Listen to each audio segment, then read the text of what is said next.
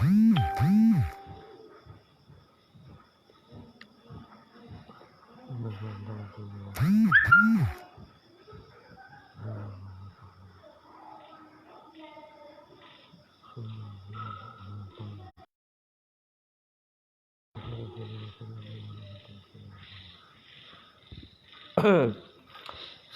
tuan-tuan 26 minit sebelum masuk isyak Sebelum masuk isyak ni live saya nak bagi penerangan Orang duk kecam saya, duk tanya saya berkenaan dengan Long Tiger. Selamat berbuka tuan-tuan Jadi tuan-tuan, untuk pengetahuan tuan-tuan, saya malas masuk campur perkara ni adalah kerana yang pertama dia melibatkan persatuan berbai'ah. Yang keduanya tuan-tuan, saya tak pernah berjumpa dengan ALT ni, Ayah Long Tiger ni. Saya tak pernah berjumpa lah. Jadi saya pada waktu itu dia telefon saya lah. Dia telefon saya untuk minta pertolongan berkenaan dengan kes Jebat Dahaka. Jadi saya kenal dengan Jebat ni dah 6 tahun. Jadi saya pun tolonglah, sebab melibatkan Abang Joseph Prakash. Jadi saya tolong dia. Jadi saya tak ada kena-mengena, saya tak ada pernah jumpa dia. Dan saya pun pada permulaannya bila saya tanya dia, Long, betul ke berkenaan dengan apa yang tersebar ni, mengatakan Long ni orang Rohingya? Saya tanya dia tuan-tuan, saya ada rekod lagi perbualan tu. Jadi dia bagi tahu saya, dia kata bukan, dia kata nama Abdul Hamim, dia kata nama dia adalah Abu Hassan. Jadi kalau tuan-tuan tanya dengan Tok Singa pun, Tok Singa boleh bagi tahu lah perkara ni. Yang mana saya sendiri bagi tahu dengan Tok Singa. Bila Tok Singa telefon saya, Tok Singa tanya saya, Syafiq kenal ke dengan Long ni? Saya kata, tak tahu tu, saya ingat benda ni fitnah. Saya ingat benda ni fitnah, dia kata. Sebab apa? Saya dah tanya dengan dia sendiri dah. Saya tanya dengan dia, saya telefon dia, saya tanya, Long, ada orang viral ni nama Long Abdul Hamim bin Abdul Hamid ni. Lepas tu dia kata kat saya, dia kata tak, bukan, nama dia bukan Abdul Hamim. Dia kata nama dia Abu Hassan. Jadi takkan saya nak minta IC dia. Takkan saya nak minta IC dia, saya nak tanya dia. Long, tolong tunjuk IC Long. Long ni betulkan nama itu? Tak kenal lah tuan-tuan. Saya bukan anggota polis lagi. Kalau saya anggota polis, bolehlah saya siasat. Tuan-tuan tak boleh nak letak salah kat atas saya 100%. Jadi saya pun percaya lah. Saya percaya sampai ke hari ni. Saya percaya yang nama dia Abu Hassan. Saya macam mana dia bagi tahu lah. Sebab dia bagi tahu saya. Saya tanya, Long IC biru ke IC merah? Dia kata kat saya, dia ada IC biru. Nama dia Abu Hassan dan bini dia pun IC biru. Jadi kita pun, saya nak kata apa, dia bagi tahu macam tu, saya tanya. Lepas tu saya kali terakhir sekali saya berhubung dengan dia apabila saya mendapat panggilan telefon. Panggilan telefon daripada seorang Kekanda di Johor, di Batu Pahat, tak silap saya, di mana saya tak ingat lah. Kekanda tu sound saya lah. Jadi saya kata, Long, saya tak boleh nak backup Long ni sebab ada ahli. Bukan kata Kekanda tu seorang tuan-tuan. Ada rakan saya sendiri pun, rakan saya sendiri pun, pak dia ayahanda pun tegur saya. Jadi bila mereka pakat duk tegur saya pun telefon dia. Kali terakhir saya telefon dia, saya kata, Long, yang dia sebut dalam live tu saya lah, yang dia kata ada orang suruh buat live tunjuk IC tu. Saya kata, Long, macam ni lah Long, tak ada cara lain lah. Tak ada cara lain dah Long, mengikut pandangan saya. Saya beritahu kat dia, mengikut pandangan saya adalah jalan paling selamat. Adalah Long kena buat satu live untuk Long tunjuk IC Long, tetapi dengan cara tutup alamat dan tutup nombor kad penalan. Dekat situ tak ada siapa pun boleh petikai. Lepas tu saya tengok dia buat live. Bila saya tengok dia buat live, dia kata dia nak terangkan malam tu. Dia nak terangkan pasal isu ni. Lepas tu dia sebut dalam live dia, membuatkan saya ni rasa terkecil hati lah. Saya terkecil hati lah. Saya terpaksa buat live dulu sebab ramai orang duk hentam saya. Bila dia dalam live dia tu, dia sebut, dia kata ada orang minta dia buat live, suruh tunjuk IC, menentang apa dia macam marah lah kan. Saya kata, takkan dia marah kat aku kot. Aku buat ni untuk kebaikan dia. Jadi orang duk kecam saya. Jadi saya pun tak kenal dia tuan. Saya pun tak ada gambar dia. Sehingga ke hari ni tak ada orang boleh buktikan bahawa saya pernah ambil gambar dengan dia dan sebagainya. Saya pun tak pernah jumpa dengan dia. Jadi kalau tuan-tuan duk tanya, saya duk suruh saya komen, saya pun tak boleh nak komen. Berkenaan dengan isu rogol tak rogol ni tuan-tuan. Saya tak boleh nak kata apa. Sebab kalau melibatkan isu zina ni, kena buat main 4 orang saksi. Saya dah tanya ustaz dah, boleh tak saya komen? Tak boleh. Kena buat main 4 orang saksi. Kalau kata dia betul dia buat, baru kita boleh tuduh kata dia buat. Ataupun dia sendiri mengaku kata dia buat. Jadi saya tak boleh nak komen apa tuan-tuan. Tuan-tuan duk tanya saya, duk hentam saya. Tak ada guna tuan, sebab saya hanya membantu daripada sudut perundangan dia pada waktu tu. Jadi dia tanya saya macam mana kes-kes ni. Kes pun bukan kes melibatkan dia. Saya tak ada tolong kes melibatkan dia, saya tolong kes melibatkan Joseph Prakash. Jadi saya tolong draft report. Tolong draft untuk saya berjuang atas platform yang lebih besar. Saya nampak hari ini tuan-tuan amat berminat. Hari ini viral dengan isu kes rogol. Isu kes penindasan kepada wanita Melayu. Jadi saya nak menyeru tuan-tuan, benda ni saya bawa daripada tahun 2014. Saya bawa daripada tahun 2014, saya seorang-seorang berjuang. Pada waktu tu kami ada 5 orang. Kami berjuang. Saya hantar surat sampai ke pejabat Perdana Menteri. Berkenaan dengan isu pelacuran. Connection interrupt pula dah. Connection interrupt. Tapi tak apa tuan-tuan. Selagi lepas tarawih lagi saya akan buat ulasan tuan-tuan. Jadi saya tengok dalam nilai yang positif lah. Jadi saya tengok hari ini rakyat Malaysia dia berminat untuk mencegah kepada kemungkaran ni, mencegah zina ni. Abang Fazli ada. Saya bawa benda ni dah lama tuan-tuan. Saya bawa benda ni, saya tengoklah hari ni viral betul-betul. Orang kata penindasan terhadap wanita Melayu. Wanita Melayu telah dirogol dan sebagainya. Tuan-tuan tahu tak? Wanita Melayu ni bukan kes Long saja yang dirogol ni. Semasa saya bertugas dalam pasukan polis Diraja Malaysia ni tuan-tuan, pada tahun 2014, saya pernah menulis satu surat kepada Datuk Seri Najib Razak. Dan Datuk Seri Najib Razak telah hantar kepada KPN untuk mengambil tindakan terhadap surat apa yang saya tulis tu. Apa yang saya tulis dalam kandungan surat tu adalah berkenaan dengan rumah pelacuran. Berkenaan dengan rumah pelacuran di Kuala Lumpur. Jadi tuan-tuan, dekat situ saya listkan lebih kurang 20 rumah pelacuran di Kuala Lumpur.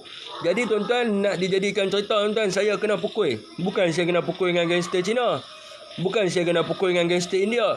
Saya kena pukul dengan gangster Melayu sehingga dimasukkan ke ICU, melibatkan gegaran pada bahagian otak. Kerana perjuangan saya pada waktu tu nak selamat pelacur-pelacur daripada golongan orang Melayu kita yang telah dilacurkan. Saya boleh sebut tuan-tuan nama pusat pelacuran tersebut. Antaranya adalah di Kuala Lumpur lah yang saya dedahkan. Antaranya adalah Green Elephant, Radius Hotel tingkat 5, Wisma Indah Pudu. Semuanya lampu merah dan banyak lagi tempat. Semua Emiko Ceras, pusat karaoke, Wawa Club Kuala Lumpur.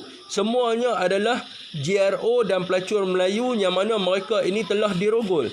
Ataupun mereka ini memohon pekerjaan, sebagai contohnya operator pekerja wanita kilang yang dikehendaki.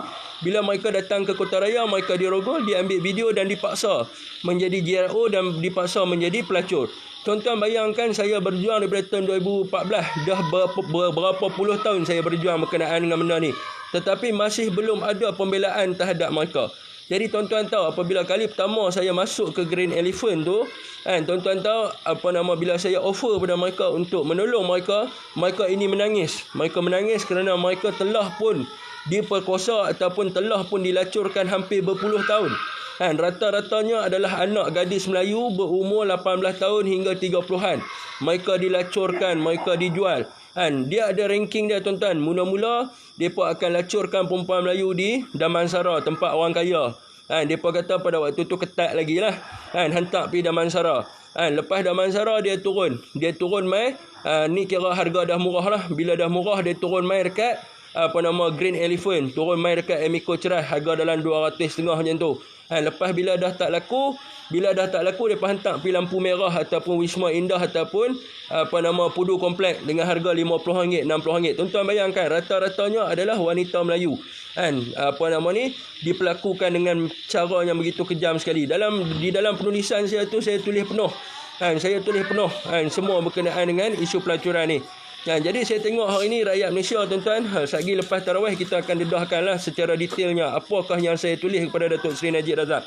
Jadi tuan-tuan, saya tengok hari ni tuan-tuan menyahut untuk pembelaan kepada wanita Melayu. Apabila kita menyebut tentang pembelaan kepada wanita Melayu, saya minta pada tuan-tuan semua, ini saya rasa inilah sampai masanya, perjuangan saya ni saya rasa dah sampai ke the end ataupun dah sampai ke ending untuk saya tutup semua pusat pelacuran di Kuala Lumpur. Sebab apa tuan-tuan, kalau rakyat tak membangkit, kalau rakyat tak bangun untuk tolak, untuk tutup rumah pelacuran ni, dia akan jadi masalah. Antaranya adalah, saya ambil contoh dulu pegawai saya.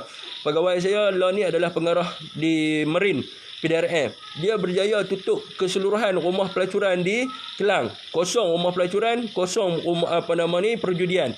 Apabila dia tutup, dia kosong rumah perjudian, kosong rumah pelacuran, dia telah ditukarkan ke Bukit Aman. Telah kena freeze.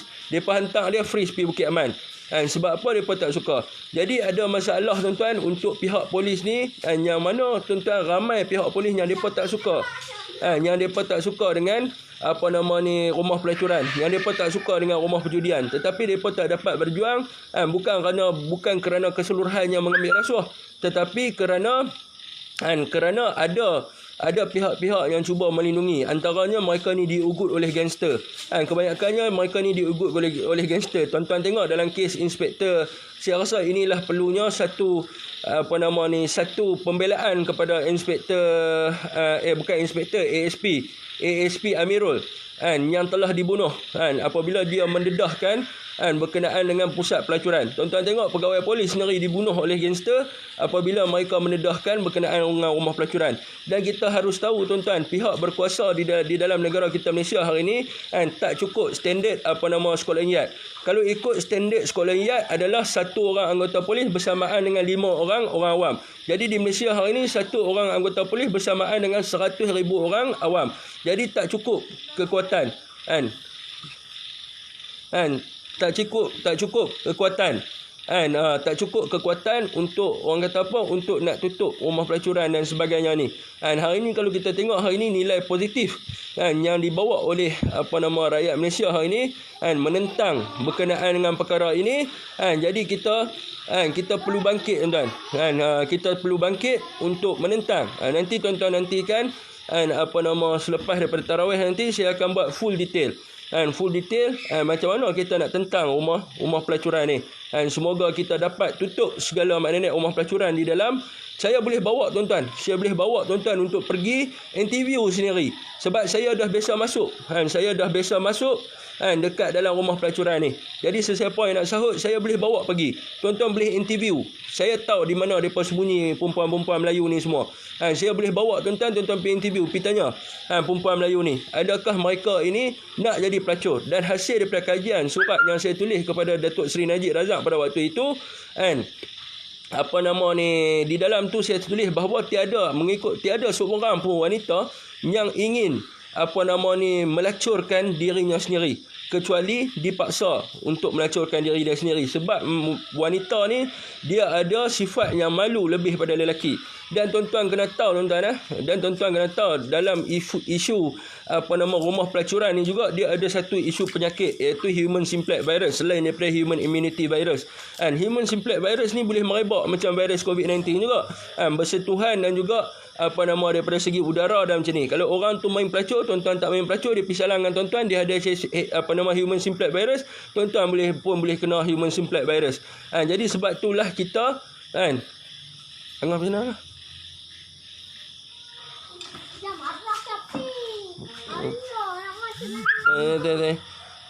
Jadi tuan-tuan, ni dah dekat dah nak dekat dengan Isyak.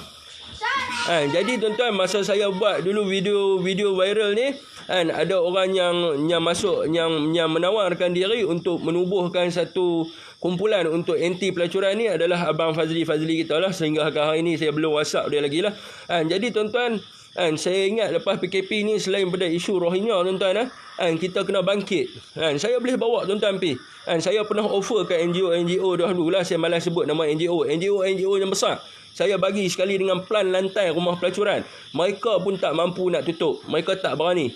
Mereka tak berani sebab apa? Dimonopoli oleh gangster-gangster. Bukan kata gangster Cina, gangster India ya, gangster Melayu pun ada jaga rumah pelacuran ni. Jadi kalau ramai-ramai bangkit, mungkin kita akan dapat tutup. Kita mungkin akan dapat tutup rumah pelacuran ni. Saya ada cara macam mana nak tutup rumah pelacuran ni. Bukan saya tak ada cara, saya ada semua. Saya masih simpan lagi pelan-pelan lantai rumah pelacuran yang mana saya hantar ke Datuk Seri Najib dulu. Jadi tuan-tuan, saya pernah pergi jumpa dengan pengarah di sebelah. Pada waktu itu dia cakap dia pun tak berani. Dia pun tak berani. Dia kata ini adalah, tuan-tuan tahu sebab apa rumah pelacuran ada di dalam Malaysia kini hari.